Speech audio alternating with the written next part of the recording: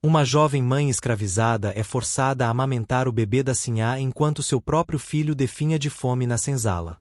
Mas quando ela é impedida de voltar à casa grande por causa de uma epidemia, acontece algo que ninguém esperava.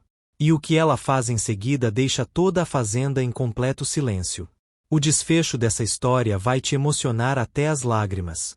Mas antes de começar, me diz aqui nos comentários: de que cidade você está assistindo essa história? Quero saber de onde vocês são.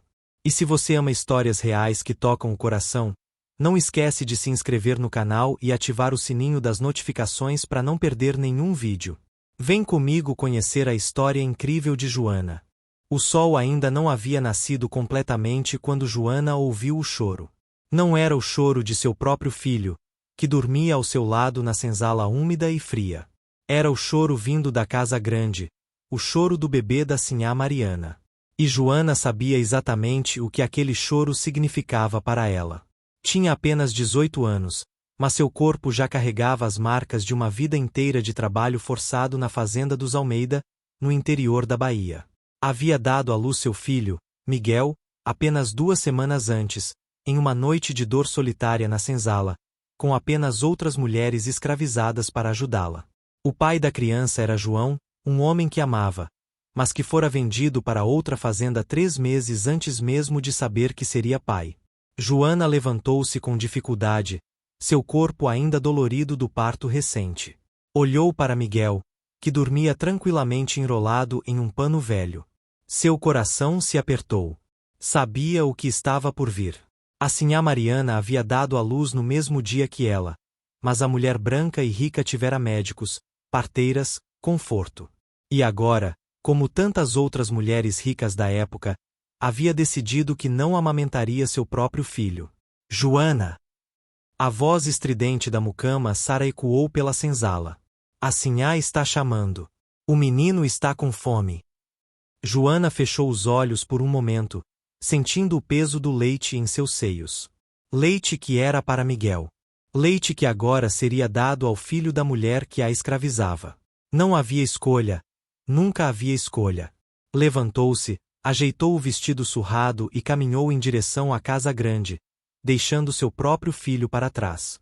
A casa dos Almeida era imponente, com suas paredes brancas e janelas grandes que refletiam a luz do amanhecer. Joana entrou pela porta dos fundos, como sempre fazia, e subiu as escadas que levavam aos quartos. Com cada degrau, sentia o peso da injustiça crescer em seu peito. Porque seu filho tinha menos direito ao leite de sua própria mãe do que o filho da sinhá. No quarto luxuoso, todo decorado com móveis importados e cortinas de seda, a sinhá Mariana estava deitada em sua cama enorme, parecendo exausta e irritada. Ao seu lado, em um berço de madeira finamente entalhada, o bebê chorava com força. A mulher mal olhou para Joana quando ela entrou. Finalmente! Exclamou Mariana com impaciência. Pegue o menino e o alimente. Não aguento mais esse choro. Joana se aproximou do berço e pegou o bebê nos braços. Era um menino rosado e gordinho, envolto em mantas de linho macio, tão diferente de Miguel, que dormia em panos velhos e rasgados. O bebê da sinhá usava fraldas limpas e perfumadas, enquanto Miguel muitas vezes ficava molhado porque não havia tecido suficiente para trocá-lo com frequência. Sentou-se na cadeira de balanço de mogno ao lado da janela e abriu seu vestido. O bebê da sinhá se agarrou imediatamente a seu seio, sugando com força. Joana sentiu a fisgada familiar, o reflexo do leite descendo, e lágrimas começaram a escorrer silenciosamente por seu rosto. Cada gota de leite que aquele bebê tomava era uma gota a menos para Miguel. Cada minuto que passava alimentando o filho de outra mulher era um minuto longe de seu próprio filho. A sinhá Mariana se virou na cama e voltou a dormir, indiferente à presença de Joana. Para ela, aquela jovem negra não passava de uma ferramenta conveniente, uma ama de leite contratada sem salário, sem escolha, sem humanidade reconhecida. Não lhe passava pela cabeça que Joana também era mãe, que também tinha um bebê que precisava dela, que também sentia amor, dor, exaustão. Nos dias que se seguiram, estabeleceu-se uma rotina cruel. Joana passava a maior parte do dia e da noite na casa grande, sempre disponível para quando o bebê da Sinhá chorasse. Alimentava-o, embalava-o, trocava suas fraldas, cantava para ele dormir. Enquanto isso, Miguel ficava na senzala aos cuidados de Benedita, uma mulher idosa que fazia o que podia, mas que também tinha suas próprias tarefas. Joana só conseguia amamentar seu próprio filho nos breves intervalos entre as mamadas do bebê da Sinhá. Corria para a senzala sempre que podia, pegava Miguel nos braços com desespero, oferecia o seio que ainda tinha um pouco de leite. Mas nunca era suficiente. O menino chorava de fome constantemente, sua pele começava a ficar flácida, seus olhos perdiam o brilho. Seu leite está acabando, disse Benedita uma noite, sua voz cheia de preocupação. O menino não está recebendo o suficiente. E você também não está comendo direito. Era verdade. Joana estava tão exausta, tão consumida pela situação, que mal conseguia engolir a comida escassa que lhes era dada. Seu corpo produzia leite, mas estava se esgotando no processo. Ela estava, literalmente, se consumindo para alimentar 2 bebês quando mal tinha recursos para alimentar um. Uma tarde, enquanto amamentava o filho da Sinhá no quarto luxuoso, Joana observou o bebê mamar tranquilamente, suas bochechas rosadas e cheias, seus olhinhos fechados de satisfação. Pensou em Miguel, provavelmente chorando de fome naquele exato momento, e algo dentro dela se partiu. Não era raiva exatamente, nem ódio, era uma dor tão profunda que não havia palavras para descrever. O senhor Rodrigo Almeida entrou no quarto naquele momento, um homem alto e severo de 40 e poucos anos. Ele olhou para Joana com aquela expressão que ela conhecia bem, a expressão de alguém observando uma ferramenta, avaliando sua utilidade. O menino está ganhando peso? Perguntou a esposa, ignorando completamente Joana. Sim, respondeu Mariana preguiçosamente. Esta aqui tem bom leite. Foi uma sorte ela ter parido na mesma época. Sorte. A palavra ecoou na mente de Joana com amargura. Sorte para quem? Certamente não para ela ou para Miguel. Mas ela permaneceu em silêncio, olhos baixos, como era esperado dela. Falar significaria castigo. Reclamar significaria o chicote, ou pior, a venda para outra fazenda, separação de seu filho. Naquela noite, quando finalmente conseguiu voltar à senzala por algumas horas, Joana encontrou Miguel chorando fracamente nos braços de Benedita. O choro dele não era mais forte e vigoroso como antes, era um choro fraco, derrotado, de uma criança que estava desistindo. Ela o pegou nos braços e o colocou no peito, mas o menino sugava com dificuldade, como se não tivesse mais forças. Joana, disse Benedita com a voz trêmula, você precisa fazer alguma coisa. O menino está definhando. Em mais alguns dias. Ela não terminou a frase, mas não precisava. Joana sabia o que acontecia com bebês escravizados que não conseguiam se alimentar adequadamente. A taxa de mortalidade infantil na senzala era assustadora. Ela havia visto muitas mulheres enterrarem seus filhos, havia ouvido seus gritos de lamento que rasgavam a noite. Não podia, não conseguiria sobreviver se isso acontecesse com Miguel. Mas o que poderia fazer? Não tinha direitos, não tinha voz, não tinha poder algum. Era a propriedade, assim como Miguel. Suas necessidades, seus sentimentos, o amor de mãe que sentia, nada disso importava para os senhores. O bebê da Sinhá tinha prioridade absoluta, porque ele era humano aos olhos da lei, enquanto Miguel era apenas, o quê? Propriedade futura? Um investimento? Passou-se mais uma semana de tortura. Joana estava no limite da exaustão física e emocional. Seu corpo produzia cada vez menos leite, dividido entre 2 crianças quando mal dava para uma. Miguel estava visivelmente pior, seus bracinhos e perninhas finos demais, sua barriga inchada de fome. O bebê da Sinhá, por outro lado, estava corado e saudável, crescendo robusto com o leite que deveria ser de Miguel. Foi Benedita quem finalmente plantou a semente. Criança, disse ela uma noite, usando o tom que reservava para conversas sérias, você precisa escolher. Ou alimenta seu filho direito e deixa o filho da Sinhá passar fome, ou continua assim e perde o Miguel. Não há meio termo. Seu corpo não aguenta os dois.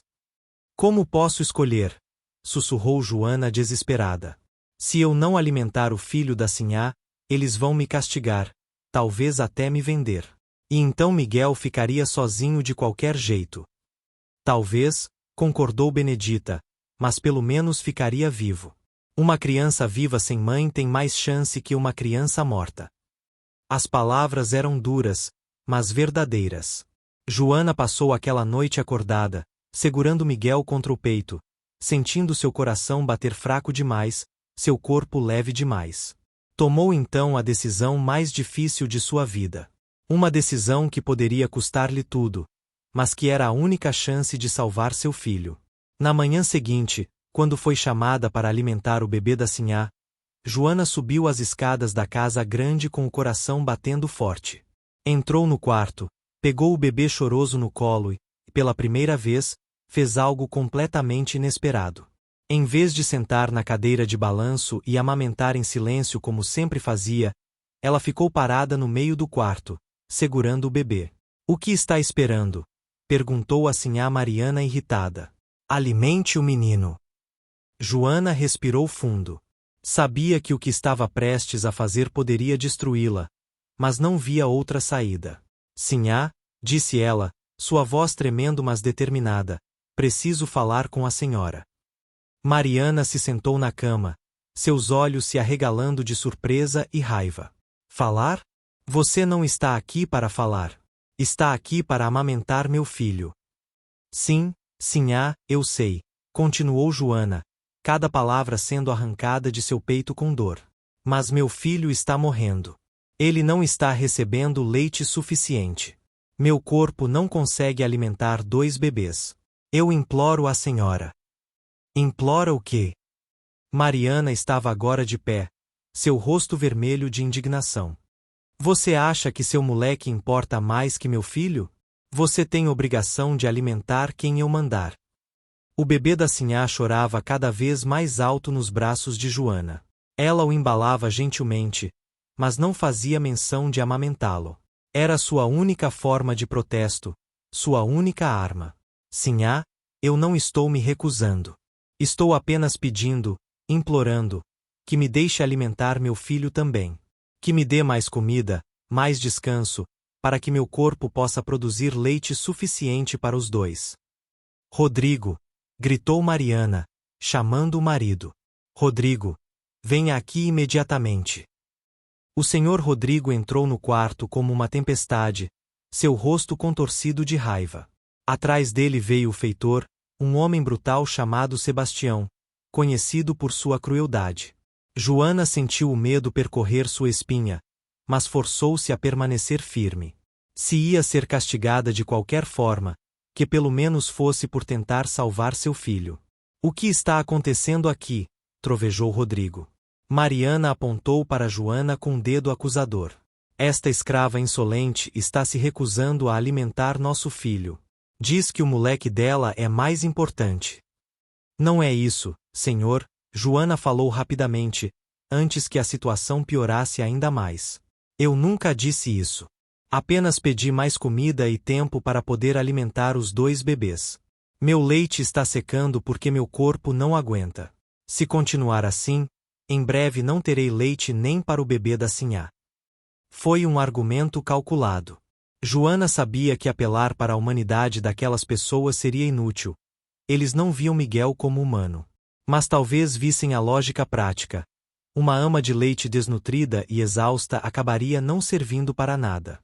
Rodrigo pausou, processando as palavras.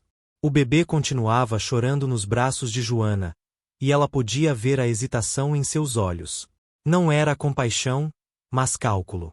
Sebastião, disse ele finalmente, ela está certa sobre uma coisa. Uma escrava doente não serve para nada. Aumente a ração dela. E deixe que ela passe 2 horas de manhã e 2 à tarde com o filho dela. Era menos do que Joana precisava, mas era algo. Ela estava prestes a agradecer quando Rodrigo continuou, sua voz dura como pedra. Mas que fique bem claro, Joana. Meu filho vem primeiro. Sempre. Se eu perceber que você está priorizando aquele moleque, farei você assistir enquanto o vendo para o outro lado do país. Entendeu? As palavras foram como um soco no estômago. Joana assentiu, incapaz de falar. Rodrigo saiu do quarto, e Mariana fez um gesto impaciente para que ela finalmente amamentasse o bebê. Joana sentou-se na cadeira, as mãos tremendo, e colocou a criança no peito. Mas algo havia mudado. Pela primeira vez desde que tudo começara, ela havia falado. Havia defendido seu filho, mesmo que timidamente, mesmo que o resultado fosse mínimo. E embora estivesse apavorada pelas consequências, havia também uma pequena fagulha de orgulho queimando em seu peito. Nas semanas seguintes, com a ração aumentada e as poucas horas permitidas com Miguel, a situação melhorou ligeiramente. O menino começou a recuperar um pouco de peso, suas bochechas voltaram a ter cor. Não era o ideal, longe disso, mas era melhor do que antes. Joana se agarrava a essas pequenas vitórias como quem se agarra a tábuas em um naufrágio. Mas a tensão na casa grande havia aumentado. A sinhá Mariana a tratava com ainda mais frieza, se é que isso era possível. Começou a observar Joana como um falcão, cronometrando quanto tempo ela passava amamentando cada bebê, verificando se o filho dela estava recebendo um segundo a mais do que deveria. Está demorando muito, dizia Mariana frequentemente quando Joana amamentava seu filho. O menino já está satisfeito. Volte para cá. Joana aprendeu a amamentar Miguel rapidamente, aproveitando cada gota de leite, cada segundo precioso com seu filho.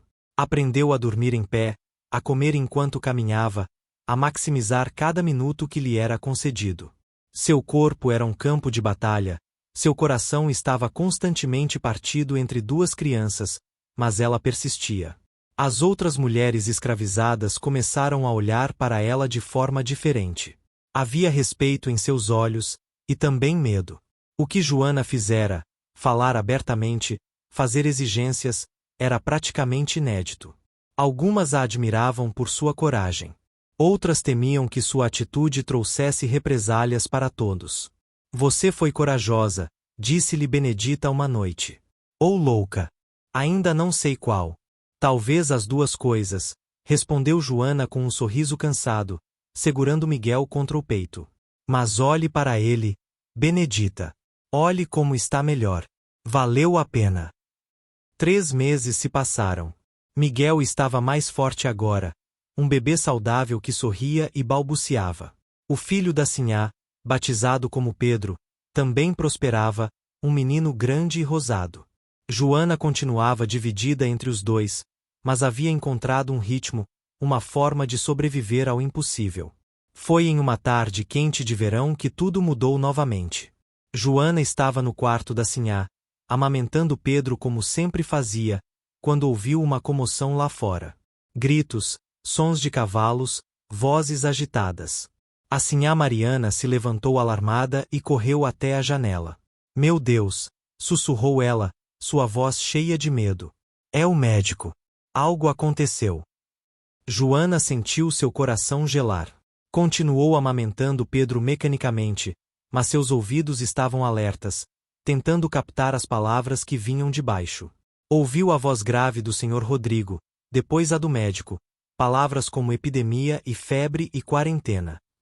A porta se abriu bruscamente e Rodrigo entrou, seu rosto pálido. Mariana, há uma epidemia de varíola na cidade. Já morreram 3 crianças. O médico diz que devemos manter Pedro isolado, sem contato com ninguém que vá à cidade ou à senzala. Os olhos de Mariana se arregalaram de horror. Pedro! Ela correu até Joana e arrancou o bebê de seus braços. Você vai à senzala. Pode estar trazendo a doença. Mas sinhá, tentou argumentar Joana, se não puder amamentá-lo. Não me importo, gritou Mariana, histérica de medo. Não vai tocar em meu filho. Nenhum escravo vai. Vou alimentá-lo eu mesma se necessário. Joana foi expulsa do quarto, escoltada pelo feitor até a porta da casa grande. Estava em choque, sem entender completamente o que havia acontecido. Mas enquanto caminhava de volta para a senzala, um pensamento foi tomando forma. Ela estava livre. Pelo menos temporariamente, estava livre para cuidar apenas de Miguel, para ser mãe apenas de seu próprio filho. Na senzala, encontrou o caos. A notícia da epidemia havia se espalhado, e todos estavam apavorados. Varíola era uma sentença de morte, especialmente para os escravizados, que viviam em condições precárias e não tinham acesso a cuidados médicos adequados. Joana! Benedita correu até ela. Graças a Deus você voltou. Eles disseram que não ia poder mais ir à casa grande. É verdade. É verdade, respondeu Joana, ainda processando. A sinhá tem medo que eu transmita a doença ao bebê dela. E o seu leite? O menino Pedro vai ficar sem. Foi então que Joana percebeu a ironia cruel da situação. Por meses, havia sido forçada a priorizar o filho da sinhá em detrimento do seu próprio. Seu corpo, seu tempo, seu amor de mãe. Tudo dividido, racionado, controlado. E agora, diante da primeira ameaça real, ela era descartada como um pano sujo, considerada mais perigosa que útil. Naquela noite, pela primeira vez em meses, Joana amamentou Miguel sem pressa, sem medo, sem ter que cronometrar cada segundo. Segurou-o nos braços por horas, cantou para ele, brincou com seus dedinhos pequenos. Sentiu uma paz que quase havia esquecido que existia. Mas a paz durou pouco. Na manhã seguinte, um mensageiro veio da casa grande. A sinhá Mariana estava desesperada. Pedro chorava sem parar, não aceitava a mamadeira que tentavam dar-lhe, e Mariana descobrira que não conseguia amamentá-lo. Seu leite havia secado completamente depois de meses sem uso. A sinhá está mandando você voltar, disse a mucama Sara, sem olhar nos olhos de Joana. O menino Pedro está passando fome. Joana ficou parada, segurando Miguel contra o peito. Pela primeira vez em sua vida de escravidão, teve um pensamento que nunca imaginara ter. Não. Não queria voltar. Não queria continuar sendo dividida. Não queria que seu filho continuasse recebendo apenas as sobras de seu amor e cuidado. Diga a sinhá, falou Joana lentamente, cada palavra pesada de significado, que terei que pensar. Sara arregalou os olhos, chocada. Você vai fazer a sinhá esperar? Joana, você enlouqueceu? Vão te açoitar. Talvez, respondeu Joana com uma calma que não sabia possuir. Mas que me açoitem então. Já fui açoitada antes. Sobrevivi. Mas se meu filho morrer de fome, não vou sobreviver a isso. A notícia do desafio de Joana se espalhou pela fazenda como fogo em palha seca. Os escravizados cochichavam entre si, alguns horrorizados, outros secretamente admirados. Uma mulher estava desafiando a sinhá. Era inédito. Era perigoso. Era revolucionário. Na casa grande, Mariana estava literalmente histérica. Pedro chorava sem parar, recusando a mamadeira, cuspindo o leite de vaca que tentavam dar-lhe. O bebê estava acostumado com o peito, com o calor, com o ritmo familiar da amamentação. Nada mais o consolava. Rodrigo, faça alguma coisa, gritou Mariana, as lágrimas escorrendo por seu rosto. Meu filho está sofrendo. Traga aquela escrava de volta imediatamente. Rodrigo, acostumado a resolver tudo com violência e autoridade, mandou chamar o feitor. Traga a Joana. Arrastada se necessário. E se recusar, 10 chibatadas. Sebastião, o feitor, desceu até a senzala com o chicote na mão e raiva no rosto. Encontrou Joana do lado de fora, sentada em um tronco, amamentando Miguel tranquilamente. Ao redor dela, outras mulheres haviam se reunido, como que formando um escudo humano silencioso. Joana, rosnou Sebastião, ordem do Senhor. Você volta agora ou leva açoite.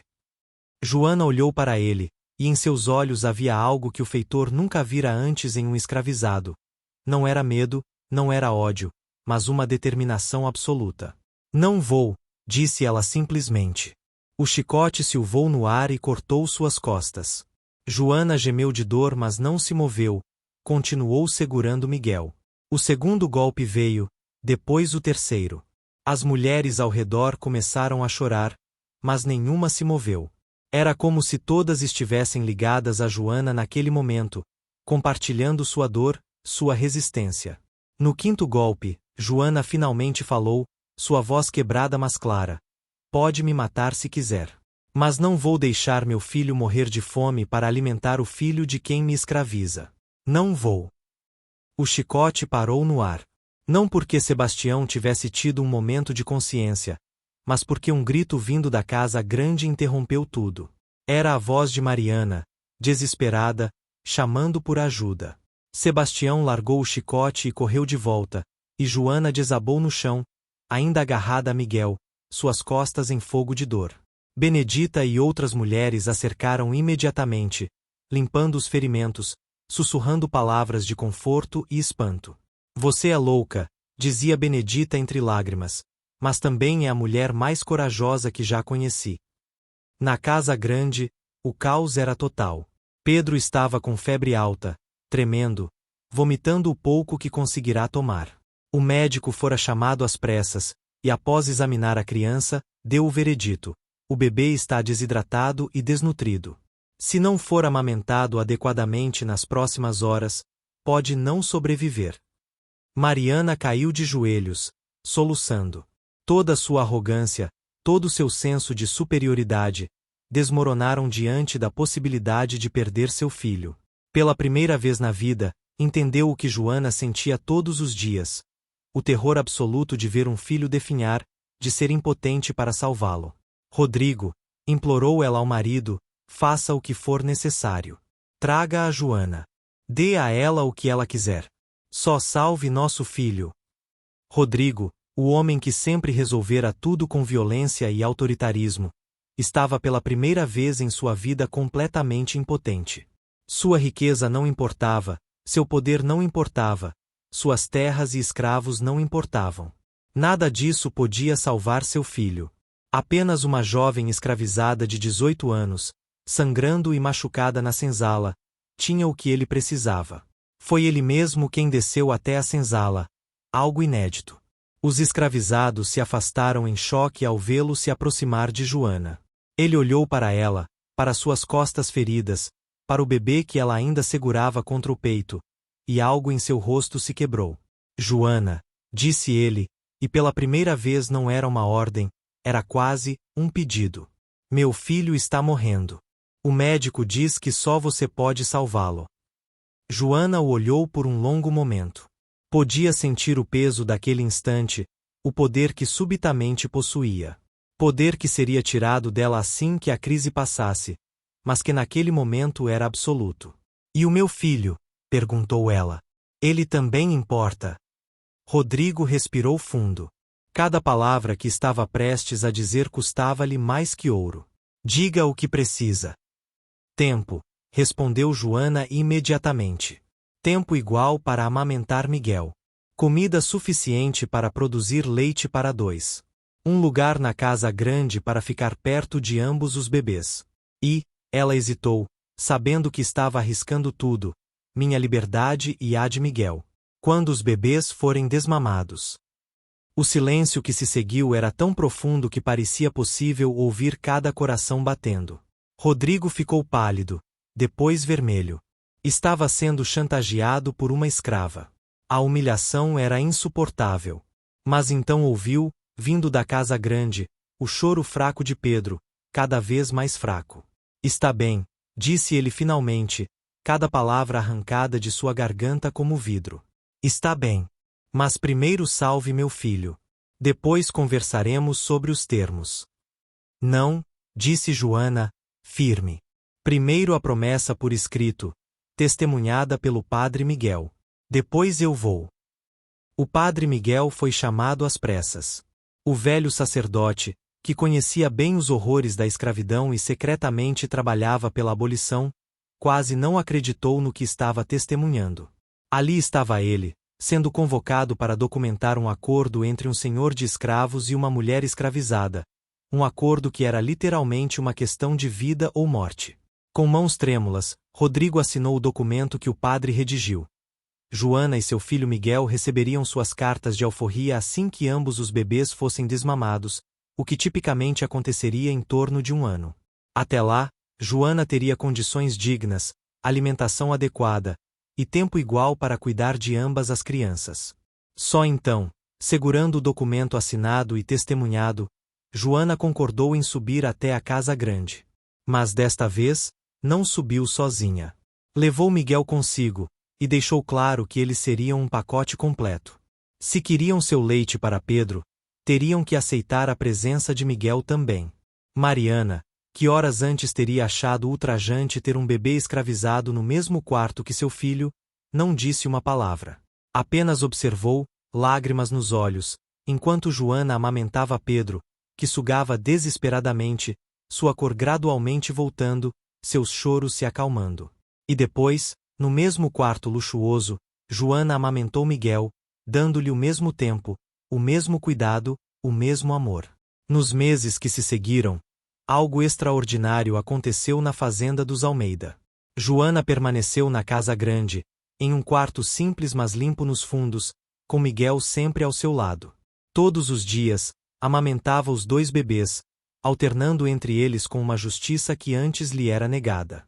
E à medida que os dias se transformavam em semanas, e as semanas em meses, algo mudou não apenas na rotina, mas nas próprias pessoas. Mariana começou a observar Joana diferentemente. Via como ela era gentil com Pedro, como o embalava com cuidado, como cantava para ele mesmo depois que ele já havia dormido. E via também como ela era com Miguel. O mesmo cuidado, a mesma ternura, o mesmo amor. Pela primeira vez, Mariana realmente viu Joana não como uma ferramenta, mas como outra mãe. E essa percepção a assombrava. Como você consegue não me odiar? Perguntou Mariana um dia, a voz baixa, enquanto Joana amamentava Pedro. A pergunta surgiu espontaneamente, como se tivesse sido reprimida por muito tempo. Joana olhou para ela, surpresa pela vulnerabilidade na voz da sinhá. Quem disse que não odeio? Respondeu honestamente. Há dias em que o ódio é tudo o que sinto. Mas há também dias em que olho para esses 2 meninos e penso que eles não escolheram nascer neste mundo cruel. Nenhum deles. Mariana desviou o olhar, envergonhada. Eu nunca realmente pensei sobre o que estava fazendo a você. Ao seu filho. Não, concordou Joana, sua voz sem emoção. A senhora não pensou. Porque para pensar, primeiro teria que me ver como humana. E isso não era conveniente. As palavras eram duras, mas Mariana não recuou. Merecia ouvi-las. Precisava ouvi-las. Nos dias seguintes, começou a fazer perguntas, sobre a vida de Joana, sobre como era crescer escravizada, sobre os sonhos que tinha, os medos que carregava. E Joana, cautelosamente no início, começou a responder. Pedro e Miguel cresceram lado a lado naqueles meses. Começaram a balbuciar, a sorrir um para o outro, a estender as mãozinhas tentando alcançar o outro. Não sabiam sobre senhores e escravos, sobre brancos e negros, sobre liberdade e cativeiro. Eram apenas 2 bebês compartilhando o calor e o leite da mesma mulher. Benedita e as outras mulheres da senzala observavam tudo com uma mistura de esperança e medo. Joana havia conseguido o impossível, forçar a seus senhores a reconhecer sua humanidade, a negociar com ela.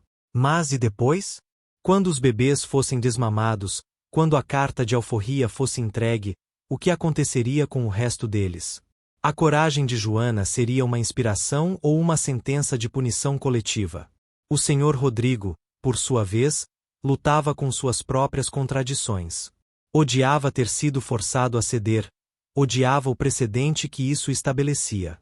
Mas ao ver seu filho prosperar, ao vê-lo crescer forte e saudável graças a Joana, não podia negar a dívida que tinha. E isso o corroía. Uma tarde, ele chamou Joana para uma conversa privada em seu escritório. Ela foi, com Miguel no colo, o documento de alforria sempre à mão. Rodrigo olhou para ela por um longo momento antes de falar. Você me humilhou, disse ele finalmente. Me forçou a tratá-la como igual quando você é propriedade. Isso vai contra tudo que acredito. E mesmo assim, respondeu Joana calmamente, o senhor assinou o papel. Porque no final, quando importava de verdade, descobriu que eu tinha algo que todo o seu dinheiro e poder não podiam comprar. Rodrigo bateu com o punho na mesa. Não se iluda, Joana. Quando você for embora daqui, nada vai mudar. Ainda haverá escravidão, ainda haverá senhores e cativos. Sua pequena vitória não significa nada no grande esquema das coisas. Significa para mim, disse Joana simplesmente. E para meu filho.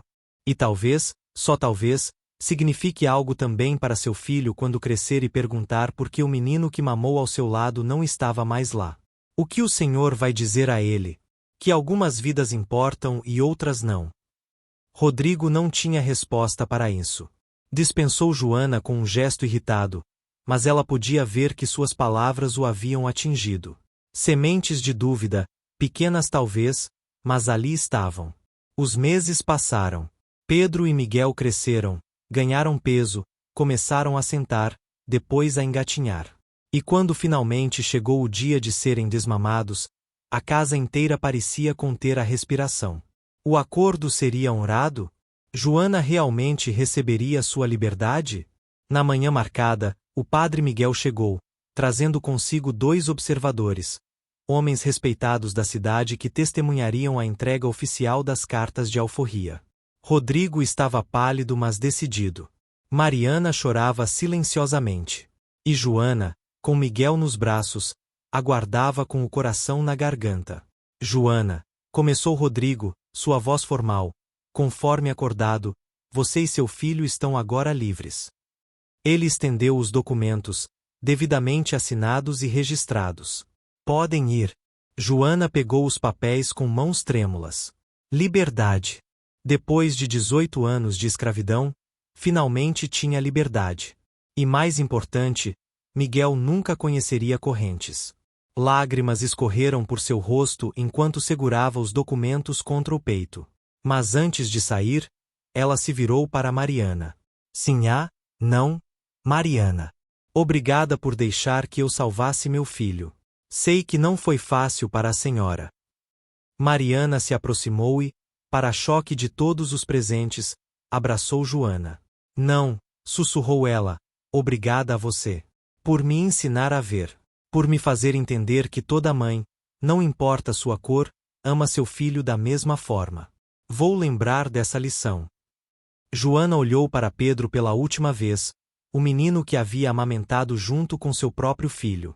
Cuide bem dele, disse ela. E quando crescer, conte a verdade.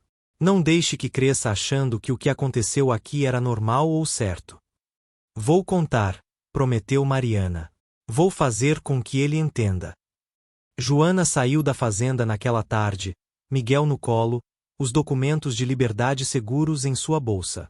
Não tinha muito, algumas roupas, um pouco de dinheiro que Mariana insistira em dar-lhe, e os nomes de abolicionistas na cidade que poderiam ajudá-la a começar uma nova vida. Mas tinha algo muito mais valioso. Tinha seu filho, e ambos eram livres. À medida que se afastava, olhou para trás uma última vez. Viu a casa grande, onde tanto havia sofrido mas também onde havia lutado e vencido. Viu as senzalas, onde tantos ainda permaneciam presos. E fez uma promessa silenciosa: não esqueceria. E faria tudo ao seu alcance para que outros também encontrassem liberdade. Anos depois, quando a abolição finalmente chegou ao Brasil em 1888, Joana estava lá, uma mulher livre trabalhando como parteira e ajudando outras mulheres recém-libertas a reconstruir suas vidas. Miguel cresceu forte e educado, tornando-se professor, ensinando filhos de ex-escravizados a ler e escrever.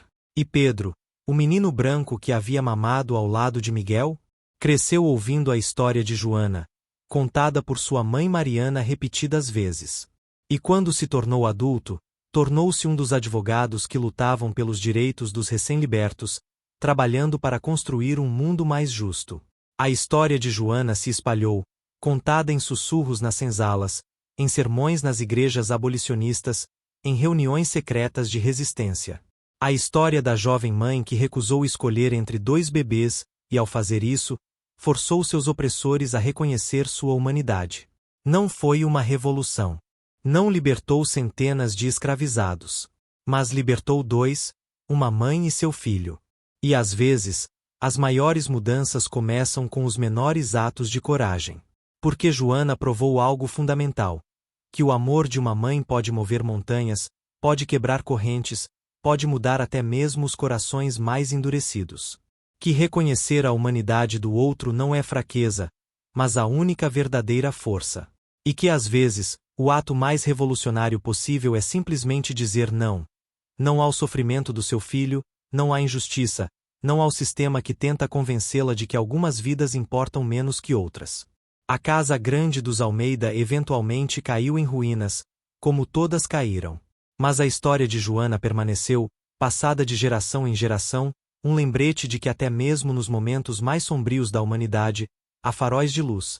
Pessoas comuns que fazem escolhas extraordinárias, que recusam aceitar o inaceitável, que lutam não com armas ou violência, mas com a força inabalável do amor materno.